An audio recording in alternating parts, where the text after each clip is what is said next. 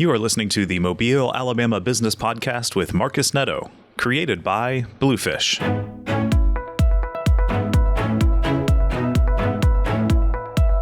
I'm Bo Lackey. I am the owner of Ironheart Coaching and the caretaker and curator of Rage Yoga. Awesome. Yay. Ooh. I know.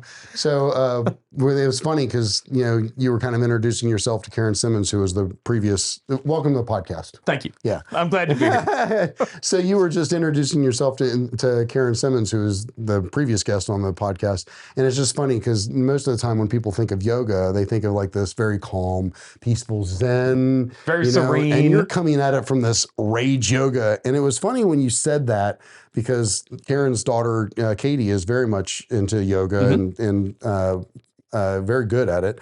And, so Karen has, practiced, I'm sure. But when you said Rage Yoga, she was like immediately like, yes, that's something that I can relate to.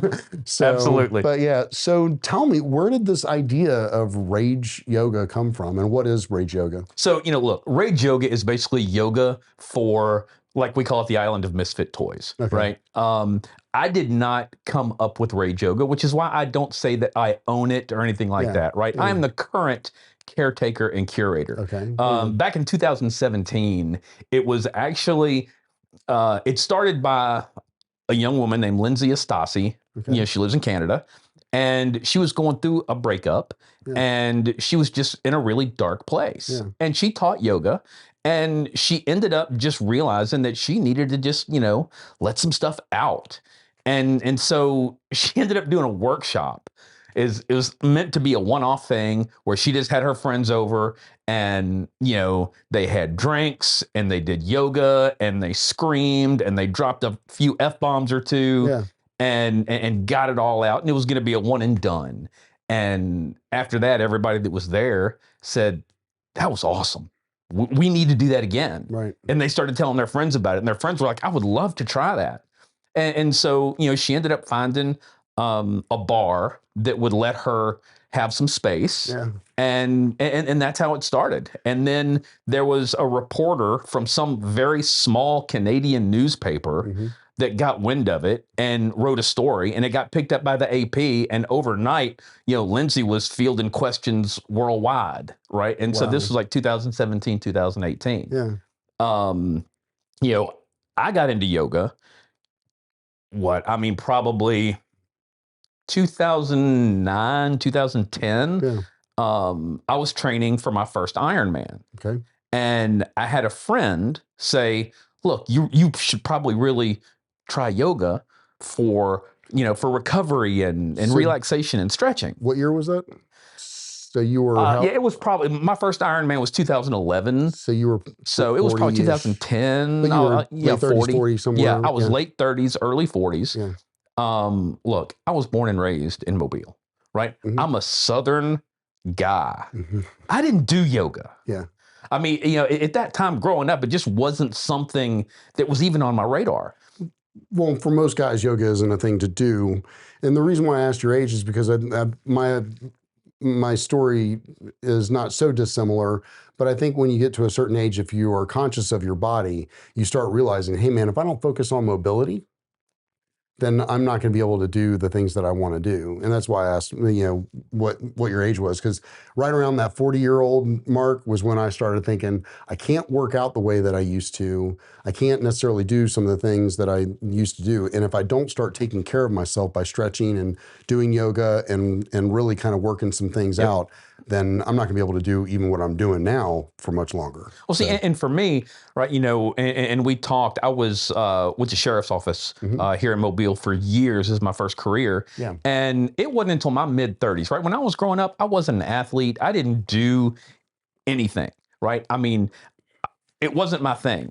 And then I was 33 years old, right? And I'm starting to put on weight and I'm working shift work and terrible hours and bad food. And, I started getting what we call in law enforcement patrol car spread, right? Where we just started spreading out and realized that I needed to do something. Right. And so, I ended up doing 2003, my first triathlon. It was a sprint distance triathlon. Yep. And I enjoyed it. And for about the next 5 or 6 years, that's what I did. And then I decided I wanted to go a little farther. So I decided to do an Olympic distance. And I just got to this point where, all right, well, let's just see how far I can go. Yeah. I'm not fast, Yeah. but maybe I can just go far. But even being able to go an Olympic distance is saying a lot, especially when you consider. Yeah. Absolutely. Yeah. And so then I did a half Ironman, and then I did a full Ironman, and since then I've done 3 full Ironmans. I've done ultra marathons. Jeez, dude. I got to do the Escape from Alcatraz triathlon, which was absolutely awesome. Doing the Alcatraz swim. I can't. You jumped in that water willingly? Yeah. Oh my God. 52 degrees. All right. So for those of you that aren't fully aware, that water is infested with great white sharks and other kinds of creatures that like to eat people. And it's ridiculously cold and rough as all get out. So which is why there was a prison there. Yeah, exactly. So I can't imagine like jumping into that water and yeah. So that, that was awesome. Yeah. And training for that first Ironman, yoga was recommended to me for flexibility, for recovery, for all that stuff. Yeah. And I ended up, going to yoga, and I began to really enjoy it, not just for the physical aspect, but also the mental aspect. Yeah. One of the things that it taught me was how to be in the moment. And don't worry about what you've already done, and don't worry about what's coming next. Just be where you are and do that the best you can. And so, I was doing yoga, and then I was in Madison, Wisconsin. I lived up there for a few years and went to a big yoga festival called Bhakti Fest. Okay. And there was an instructor that taught yoga to rock music. Oh, nice. And right. And I ended up in that class. I was like, man, this is awesome. Yeah. Ended up becoming friends with him, went to yoga teacher training down in Mexico. Yeah. Got my certification, 200-hour yoga teacher training cert. Yeah, and pause there. It is not an easy thing, from what I understand, to become an instructor for yoga. Would you say that? Yeah, I would definitely say that. I mean, there's a lot of different ways that you can do it. Most people around here will do it like, a weekend a month for like a year and a half, something like that. In this situation, we actually went to a holistic resort on the beach in Chacala, Mexico, and stayed there for like 12 days. And it was like 6 a.m. to 7 p.m. every single day. I mean, it was intense. Yeah. And, that's how my yoga life started. Right. All right. And, I end up back in Mobile, and I'm teaching some yoga classes, teaching to rock music. Yeah. And I had some friends that were just like, yoga's not my thing. I just don't like it. And I'm like, well, I do teach to rock music. And they're like, yeah, but still, I'm not comfortable. Right. And one of the things it's one of the reasons that I started teaching to rock music was that when you go to a traditional yoga studio, right, you're going to find what we call a library full of gymnasts, right? It's going to be very quiet. It's going to be very serene, it's very filled with zen. Lots of people that can throw their legs behind their heads and you're looking at people hold positions forever. That are and look, if you don't believe me, just go online, go to Instagram, Google yoga, and what you're going to get is a lot of perfect pictures of perfect looking people in the perfect yoga outfit with the perfect quote, with the perfect sunset. And most of us can't relate to that. Right. And what I find incredibly funny is that I say, funny, odd, not funny. Is that most yoga studios, they will talk so much about authenticity and living an authentic life. And the images that you see online are the worst. They are the farthest thing from authentic that they could possibly be. Authentic should be practicing yoga while you have a screaming child in the background with the TV blaring and, dinner's in the oven. Right. That's life. You're trying to get it in, right? That's life. Yeah. And so I ended up, a friend of mine had seen one of the articles that was written about Rage Yoga and Lindsay and sent it to me. And I'm reading this article about yoga that's done in bars with drinking and screaming and heavy metal music. And, and this person that sent me the article said, that's the kind of yoga I would do. Yeah, that's cool. Right. And so I got online, shot Lindsay an email, and she said, you know what? You're in luck because we're about to hold our first instructor certification in Houston next year. Oh, wow. And so, we got together and I ended up going to Houston and spent a weekend in Houston, becoming one of the certified Rage yoga instructors, right? Yeah. We're all called certified badasses because, that's Yes. that's what we are, 100%. right? And came back and started teaching, Rage yoga Yeah. here.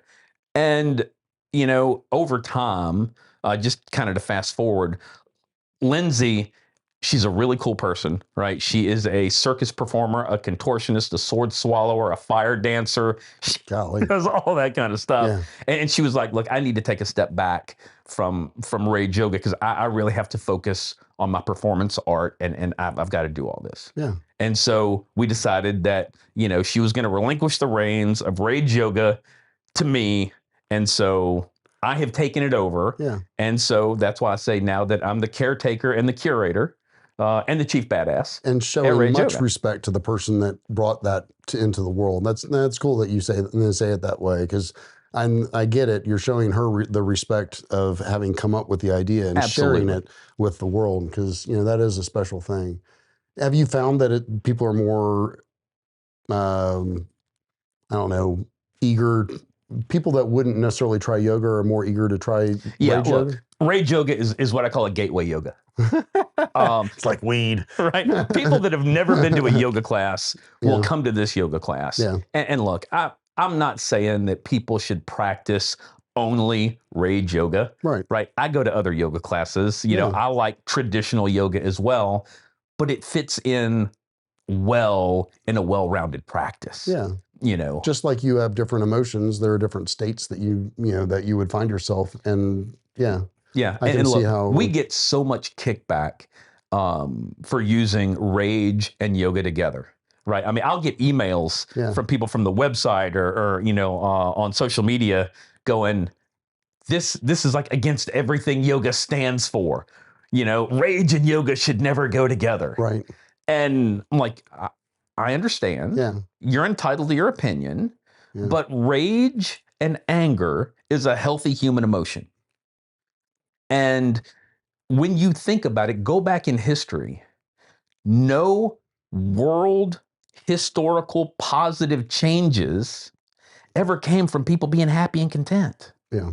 They all came from people being upset and angry. And wanting to impact change because change takes action, and most people don't take action unless there's some Unless reason. they're angry. Yeah, unless they're upset, they're angry, they're unhappy. Unsatisfied is probably the best. Yeah, exactly. Yeah. I mean, they're unhappy about something. Mm-hmm. And so that's where it kind of comes from, and we'll meet at a bar and, we'll throw on a killer soundtrack. And, if you've ever been in the yoga world, there's certain different hand signals that are called mudras. Yeah. We use some of those in a slightly different way. And, we just refer to them as yoga gang signs, right? Like for instance, the Karana mudra is basically the forefinger and the pinky up and the two middle fingers held by the thumb. Okay. Right? Yeah. Rock on, dude. We look at it as, the rock and roll devil horns. Yeah. Right? I mean, that's the Karana mudra. Right. It was specifically designed to ward off evil spirits. Okay. All right. So we can take those and put them into a contemporary setting and practice and give people information that they never had, while they're drinking mimosas and, rocking out to Limp Bizkit. Yeah. And just have fun. No, I think it's interesting to me, and because I 100%, I believe in, love, and practice yoga. If I'm not in a class, I'm stretching every day. And I'm working on mobility every day, whether it's with a lacrosse ball or with a band or with, whatever. And so, and I get it, like, this seems like it'd be a really great way for somebody to be introduced into the practice, right? Because you go and you have fun and you're not, it's easy, especially for guys, because guys are just like, it's like yoga. But guys, yoga pants. Like go, Right. There's a reason to show up. It's yoga pants. But like I think if people, especially guys, can get over that, the benefits are just unbelievable. Look, absolute mental, physical, Yeah. Everything else. And you want to talk about a workout, like, I mean, look, here's what I tell people, right? Yes, yoga is a workout. And yes, yoga will help with the mobility. It will help with balance. It will help with stretching. It will help with core. It will help with all of these foundational things that will do nothing but help us as we age. Yeah. Right? But at the end of the day, a true yoga practice is more than that, right? It's so mental. It's so, if you want to call it spiritual, but it's all about living a good, complete, healthy, holistic life. And so many people think their yoga is getting better when their poses look better. Yeah, no, it's your yoga is getting better when your life gets better. Yeah, for sure. And that's kind of what it's all about. And being able to bring people to that in a way that they didn't see. And people will come up to me after classes and they'll be like, dude, that was awesome. And I mean, I've had people laugh and cry and scream, and every emotion possible will just come out, in a class, because we truly are just being real and authentic. And, I mean, you do whatever feels good for you. Yeah. Right? I mean, one of the things we tell everybody is, fuck it is always an option. You don't have to do any of this. Right. You can sit there and drink. You can go to child's pose. You can leave. You can do whatever, and nobody's going to judge you. Right. And the number of people that have just been like, I didn't know how much I needed something like this. Yeah. One of the things that's been interesting to me, is I've been having some conversations lately, and it's like people are looking for gangs. Yeah. They're looking communities. they're looking for communities. They're looking, you said gangs, so that's why I'm, no, absolutely. But they're looking for communities. They're looking for places. They're looking, and I used to live a lot more in the church world than I do now. They're looking for that third place. They're looking for the bar, the coffee shop, the restaurant that they go to, the yoga class that they go to, where it's like they walk in and people are like, hey, how's it going, Marcus? Or, hey, how's it going? I mean, it's just like. They want that cheers where everybody knows your name. Bingo. Yeah. They want to feel needed, and that they're appreciated, I guess. And so I don't know. I just think there's something to be said for giving people the space to kind of investigate yoga, if you will, but also giving them the freedom to express themselves in the way that they need to. And if they can just get past the connotations of what yoga has been in the past, then. I think it's amazing. Especially like I said, just as you get older, like you've got to.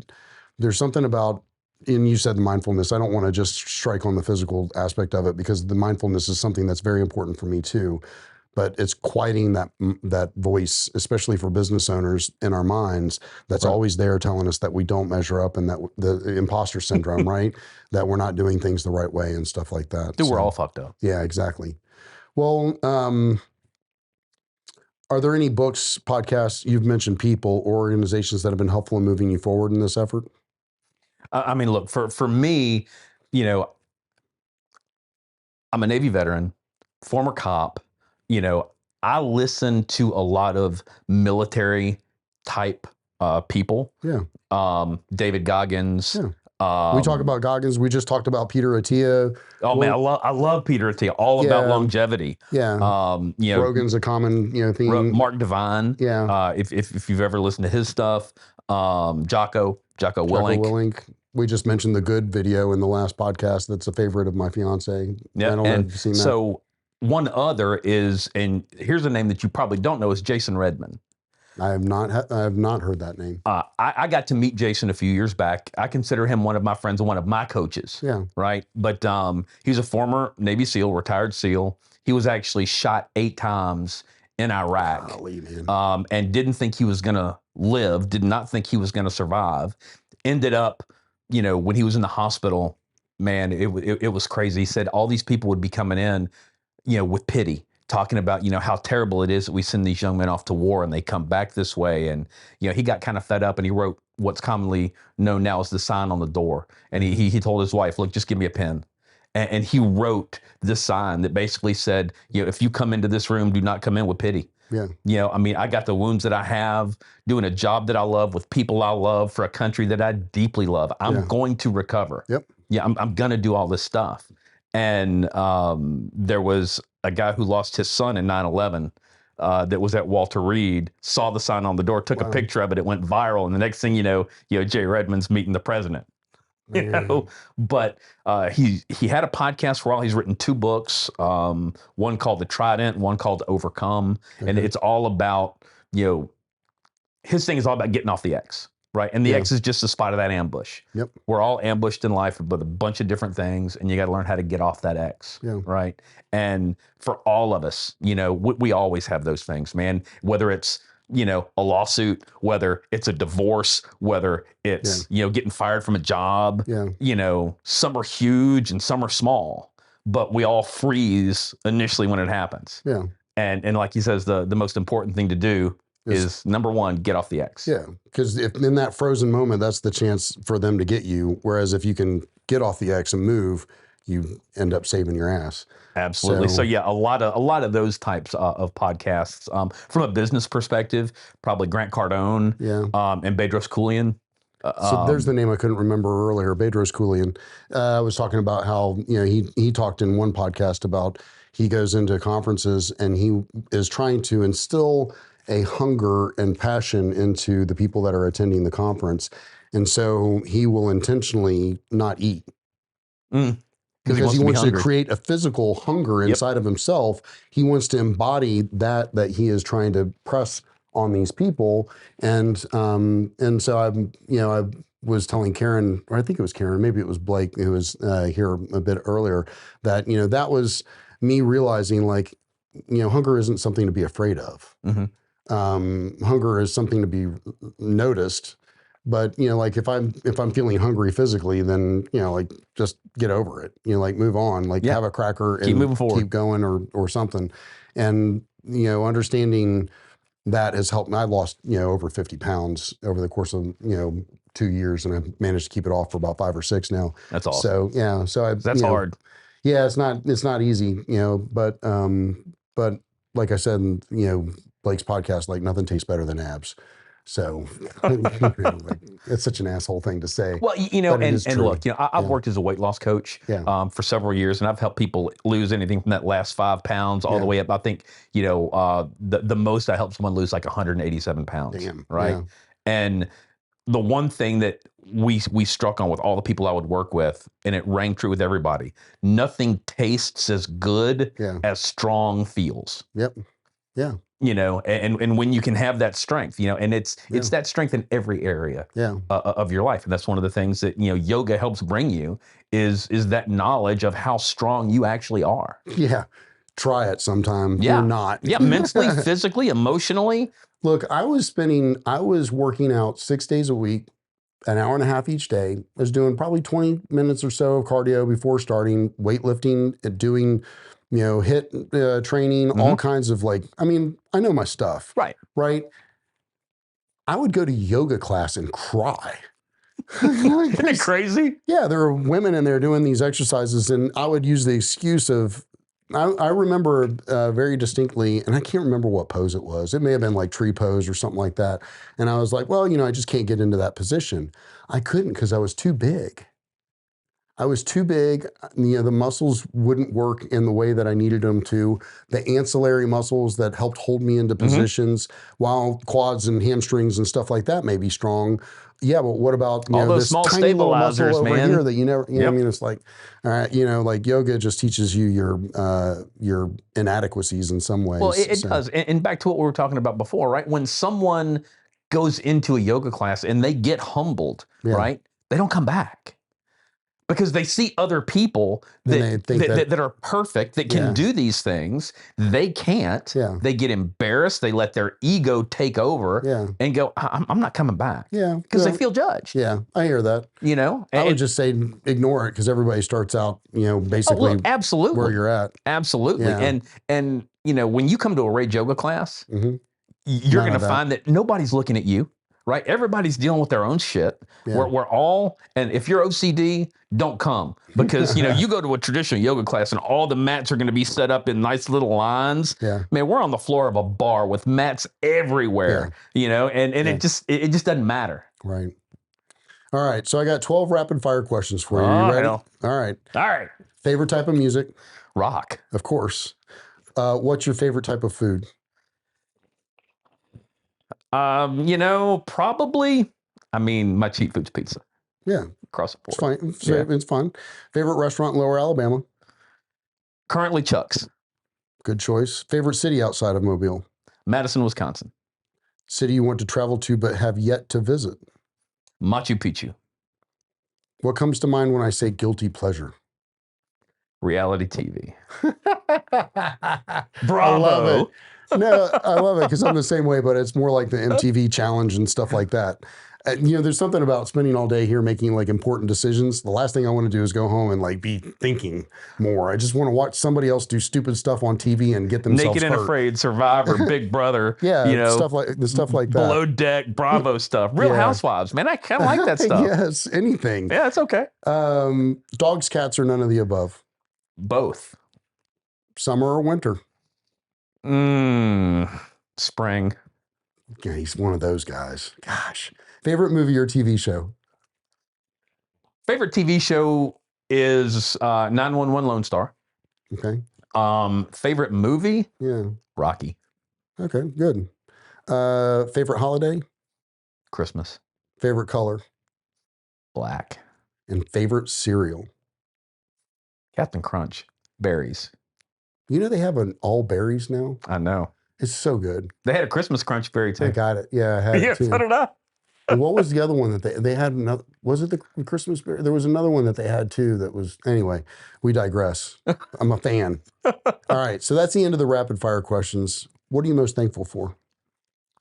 Man, look, I'm thankful to wake up every single day. Mm-hmm. I'm thankful that I understand the importance of gratitude. Yeah. No, it is an important thing to pause daily and remember all the things that we have to be grateful for, whether it's the heat that we have that we're enjoying now because it's cold outside, or the air conditioning that we have in the summer, or the ability that we have to transmit information across the interwebs and share our life stories with people. There's so much that we have to be thankful for. It's not even funny. And look, if I'm being 100% honest and authentic, I'm incredibly thankful for all the times in my life I really fucked up. Yeah.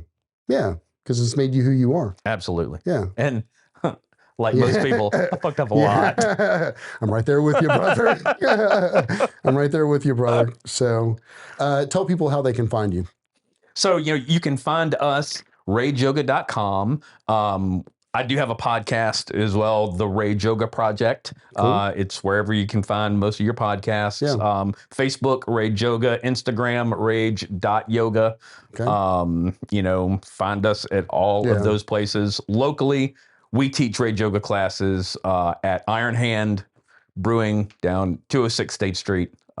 Awesome venue. We're talking about people looking for that community, that place to go. The building started life as a church in the 20s. Then it became the Waterfront Rescue Mission. Now it's a bar where we get to teach Rage Yoga. Yeah. People have been walking through those doors looking for something for decades. Yeah, that's amazing. Well, I want to thank you again for coming on the podcast. To wrap up, any final thoughts or comments you'd like to share? There's just too many. But look, at the end of the day, if it scares you, do it. Yeah. That's life. Absolutely. That's how you live a life worth living. Well, I appreciate your willingness to sit with me and share your journey. It's been great talking with you. My pleasure.